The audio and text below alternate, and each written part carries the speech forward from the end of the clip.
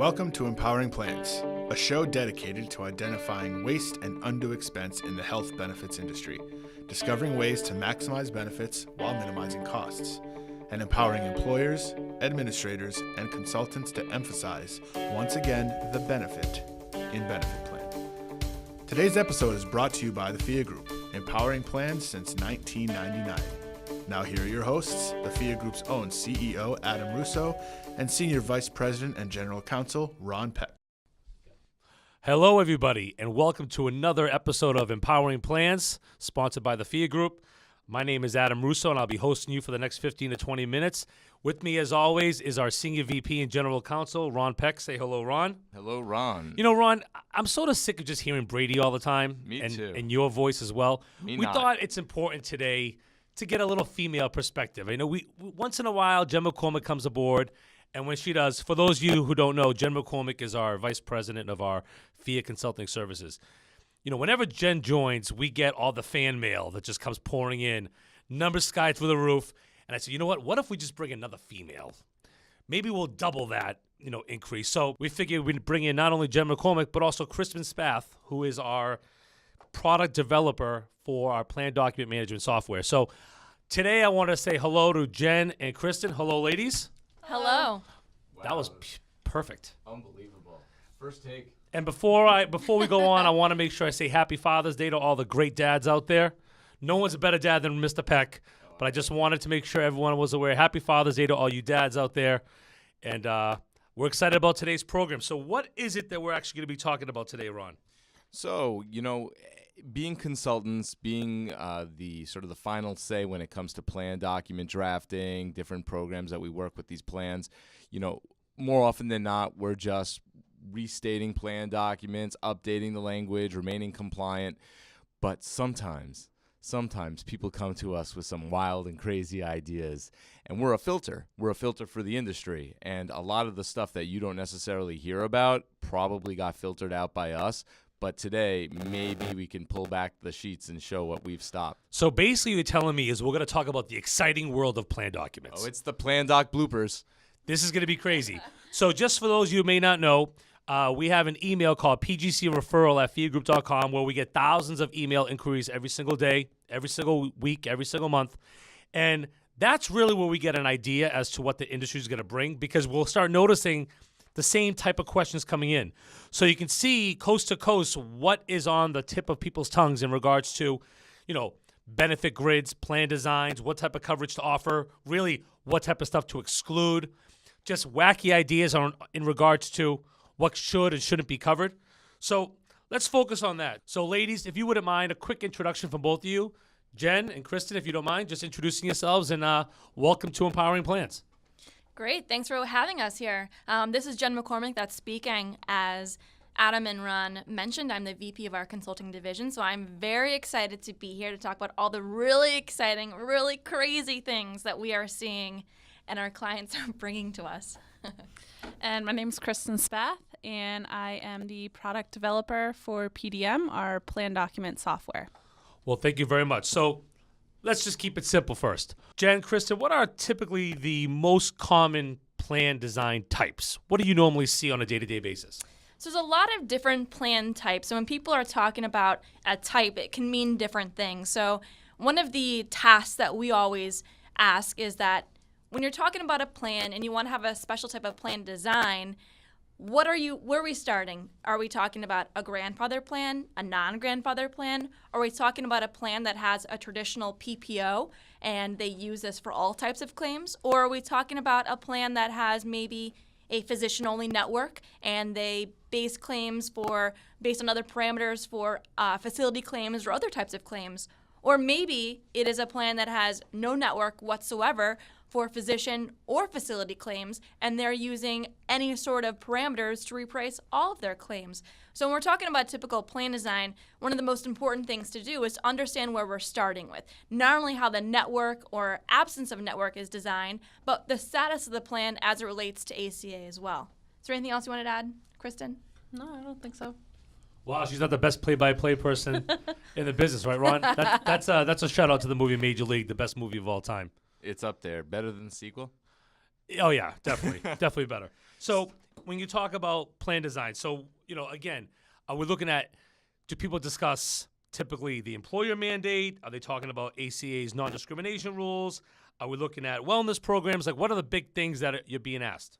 Yeah, so when people are talking about plan designs too, the employer mandate is one of the topics that never goes away. So over the course of the years, the employer mandate had a phased-in approach, whether it applied first for employers that had over 100 employees, and then as it was actually phased in, it actually applied to everyone who has 50 or more employees.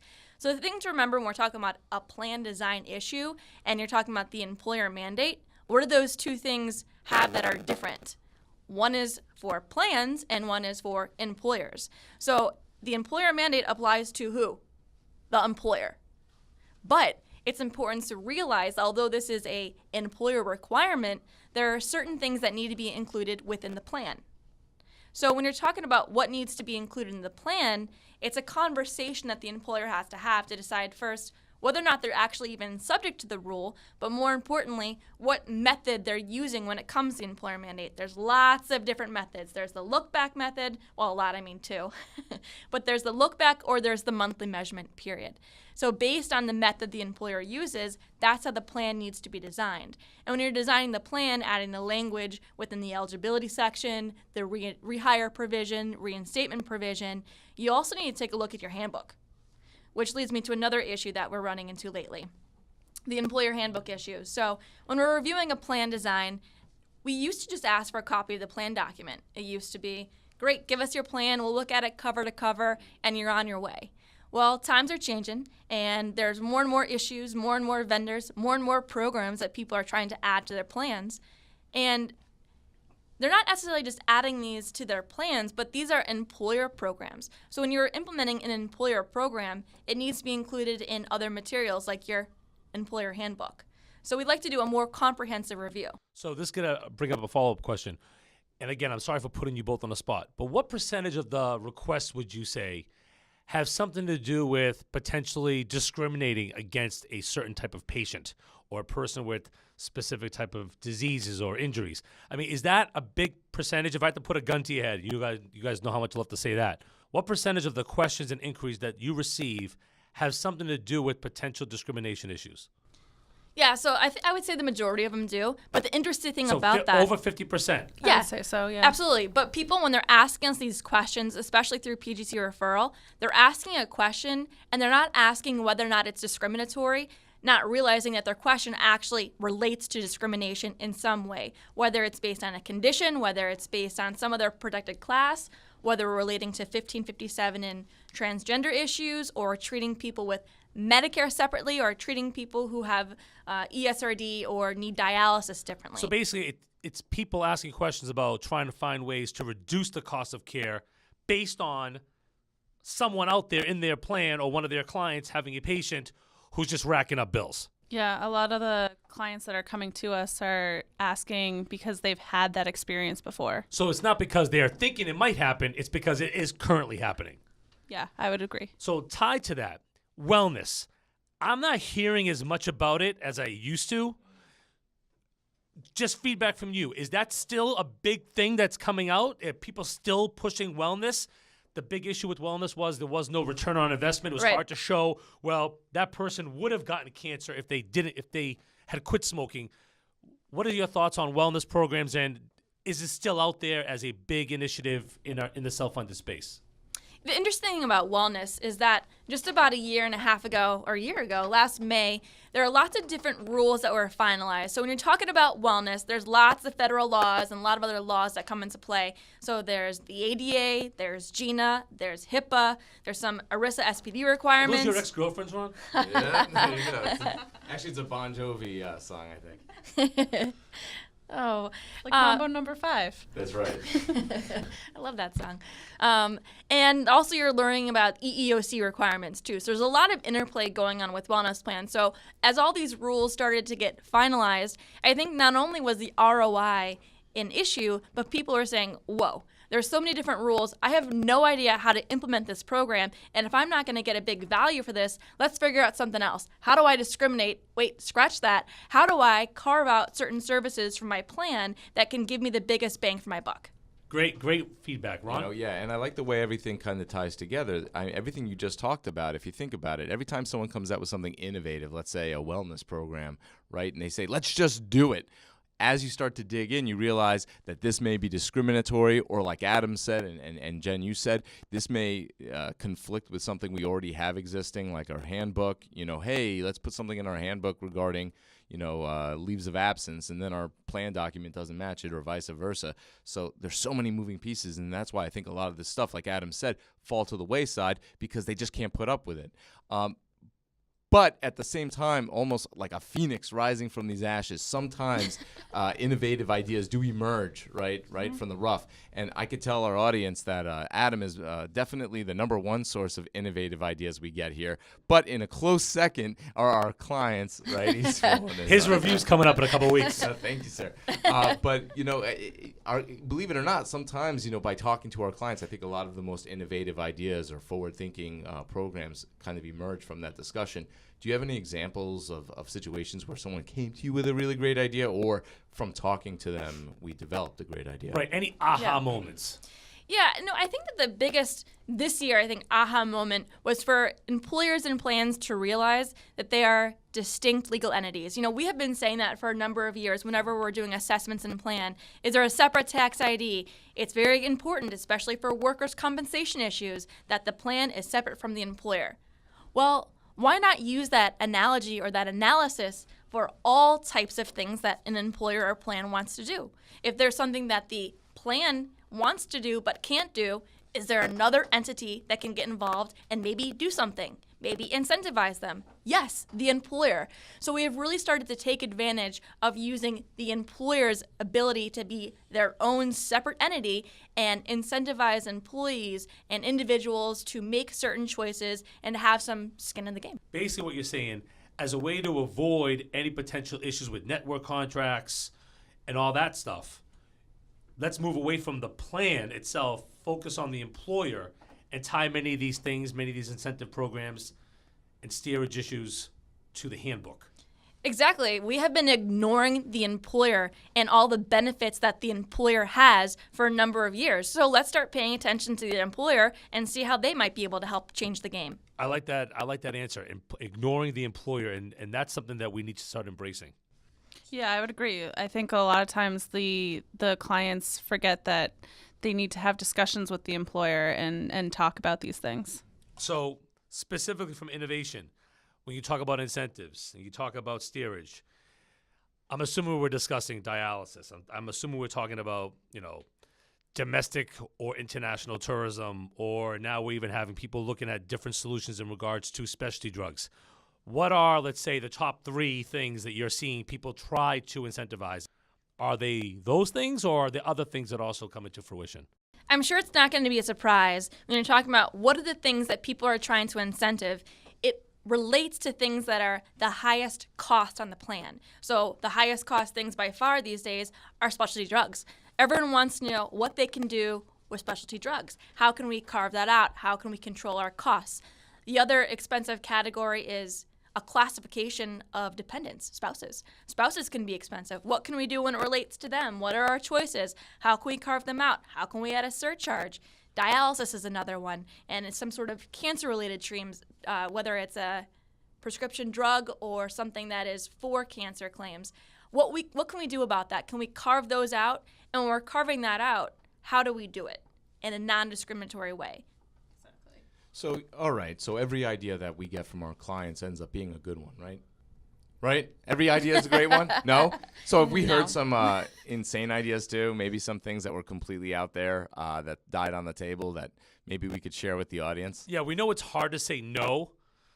Well, maybe Not it's not for hard me. for me to say no, but, exactly, Ron. So you have these great ideas, but are there things that people ask and you just sit there and wondering, how does this person have a job?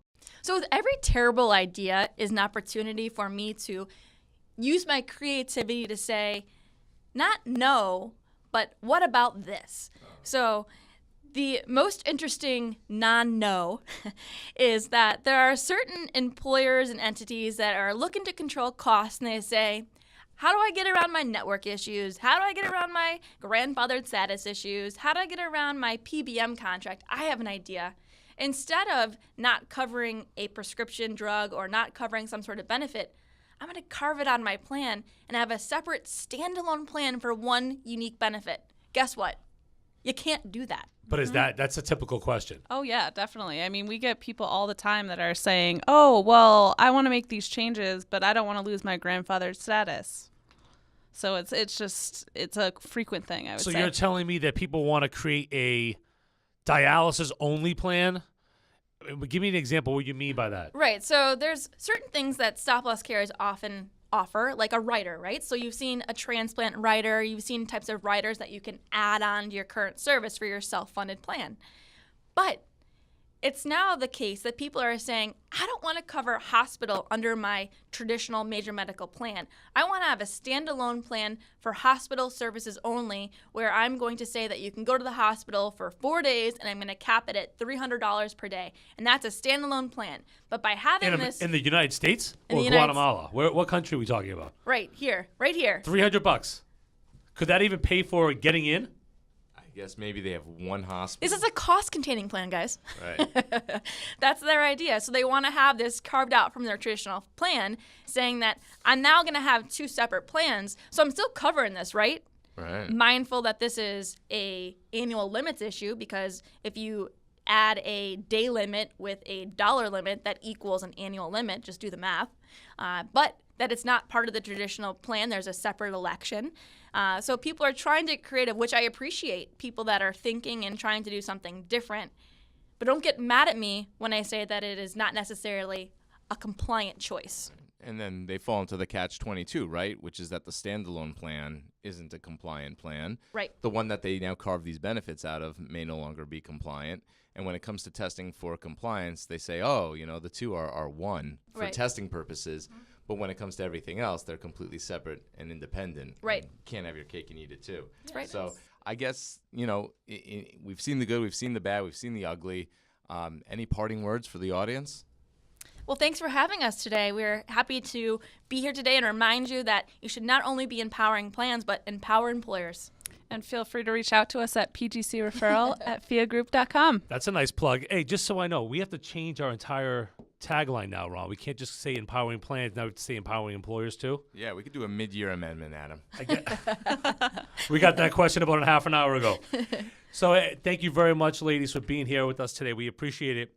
We just want everyone to know, empower your plans. Feel free to reach out to Ron Peck and myself if you want to take one of your plans to the PhD level. We're challenging all of our clients, all the brokers out there, all the administrators out there. Identify that one plan that you want to take to the next level, incentivizing those employees, identify new steerage opportunities, and really find ways to reduce the overall cost without, and I want to make sure I say that again, without taking away benefits. Because it's very easy to reduce the cost by just eliminating coverage. Right. It's very easy to do it. It's not easy to reduce the cost when you actually keep the coverage that you have or actually make the coverage even better.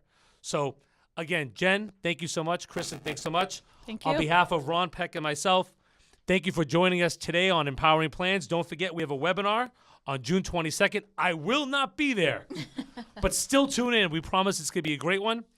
Again, thank you. Have a great day.